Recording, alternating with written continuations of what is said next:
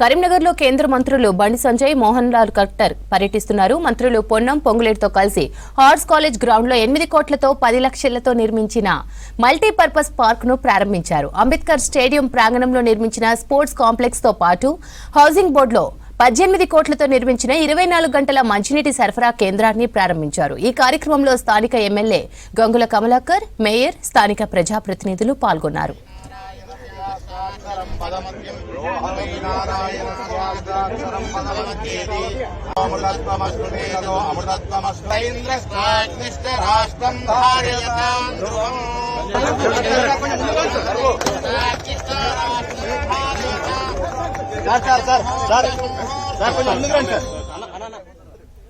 ప్రభాకర్ చాలా ఆవేదన మంచి అయిపోయాడు కాబట్టి అలా మంత్రి గారు ఉన్నారు కాబట్టి ఒక్కసారి అందరు లేచి నిలబడి ఆ డంపింగ్ యార్డ్ కంపు మాకు పోవాలని చెప్పి ఒక్కసారి విజ్ఞప్తి చేయడం అందరూ వస్తారు సార్.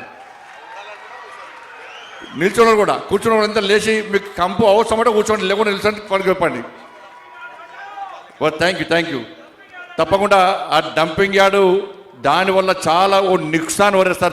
करीमनगर में बर्निंग इशू है सर, वो डंपिंग यार्ड का इशू पूरा जनता को नुकसान हो रहा है सर. आप जय कृपया करके वो डंपिंग यार्ड से पूरा विमुक्ति करिए सर करीमनगर जनता को प्लीज सर. ये इंपॉर्टेंट इशू है सर. ये కాబట్టి డంపింగ్ యార్డ్ విషయంలో తప్పకుండా వారు స్పందిస్తారని చెప్పి వారు ప్రధాన సమస్య ఆ డంపింగ్ యార్డ్ సమస్యను వారు పరిష్కరిస్తారని చెప్పి ఒక నమ్మకం విశ్వాసం ఉంది.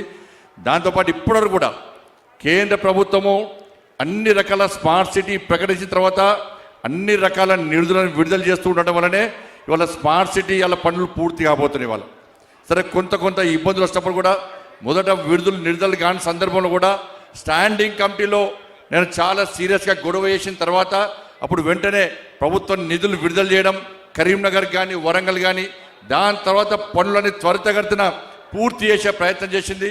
స్మార్ట్ సిటీ మిషన్ యొక్క టర్మ్ అయిపోయినప్పుడు కూడా మనోహర్ లాల్ ఖట్టర్ గారు మంత్రి అయిన తర్వాత స్మార్ట్ సిటీ మిషన్ ఆపే ప్రసక్తి లేదు. ఇప్పటివరకు పనులు పెండింగ్ ఉన్నాయి కాబట్టి ఈ పనులు పూర్తి ఎవరు కూడా స్మార్ట్ సిటీ మిషన్కి ఆ టైంను పొడిగిస్తా అని చెప్పి వారు ప్రత్యేకంగా పొడిగించారు. కాబట్టి ఈరోజు ఈ ప్రారంభోత్సవ కార్యక్రమాన్ని 24 hours వాటర్ సప్లై కార్యక్రమాన్ని మనం ప్రారంభించుకుంటాం వారి కృషి వల్ల. కాబట్టి కరీంనగర్ కార్పొరేషన్కు అన్ని రకాల అభివృద్ధి కార్యక్రమాలు చేయడానికి సిద్ధంగా ఉన్నాం. ఎందుకంటే వేములవాడ దేవస్థానాన్ని స్మార్ట్ మన ప్రసాదం స్కీమ్ కింద పెట్టాలని చెప్పి కేంద్ర ప్రభుత్వాన్ని విజ్ఞప్తి చేయడం జరిగింది. అదేవిధంగా కొండగట్టు ఆంజనేయ స్వామి దేవాలయాన్ని కరీంనగర్ ఎల్ఎండిని కూడా టూరిజం రామాయణ్ సర్క్యూట్ కింద టూరిజం కింద పెట్టాలని చెప్పి కూడా కేంద్ర ప్రభుత్వానికి విజ్ఞప్తి చేసిన తర్వాత సంబంధిత శాఖ మంత్రి సానుకూలంగా స్పందించడం జరిగింది. దాంతోపాటు మా పొన్న ప్రభాకర్ ఏం చేసిందంటే నవోదయ స్కూల్ ఎట్టి బస్సులో వంగరికి ఇస్తేనే ఇంకోసారి నీతో మాట్లాడతా లేకుండా మాట్లాడని వార్నింగ్ ఇచ్చిన తర్వాత నేను కూడా కేంద్ర మంత్రిని కలిసినాక సిరిసిల్ల దాంతోపాటు హుస్నాబాద్ 2 ప్రాంతాలకు కూడా నవోదయ స్కూల్ను శాంక్షన్ చేసేటువంటి ప్రయత్నం ప్రభుత్వం చేస్తున్నది.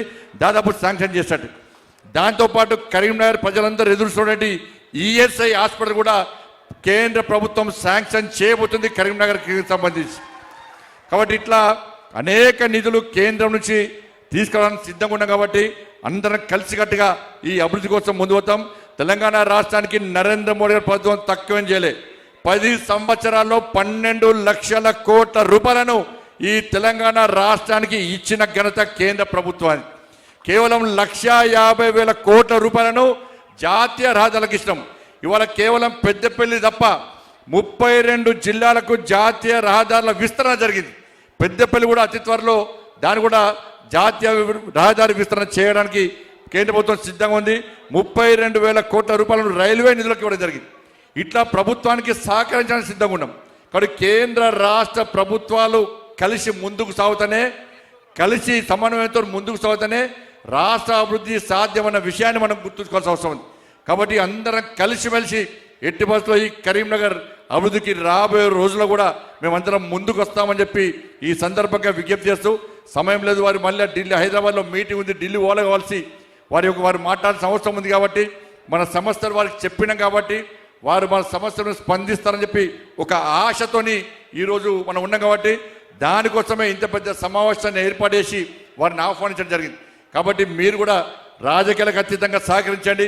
ఈ భేదాభిప్రాయాలు పక్కబెట్టి అందరం కలిసిమెలిసి అన్ని జెండాలు పక్కబెట్టి అభివృద్ధి ఎజెండాగా మనం ముందు ప్రయత్నం చేస్తే తప్పకుండా కరీంనగర్ ఇంకా అభివృద్ధి చేసుకునే అవకాశం ఉంది. కాబట్టి మీరు గెలిపించిన పార్లమెంటు సభ్యునిగా, మీ ఆశీర్వాదంతో గెలిచిన పార్లమెంటు సభ్యునిగా మీరు గెలిపించిన తర్వాత నన్ను కేంద్ర ప్రభుత్వం నరేంద్ర మోడీ గారు మంత్రిని చేసిన తర్వాత ఎట్టి బస్సులో కరీంనగర్ అభివృద్ధిని ఆపే ప్రసక్తి లేదు.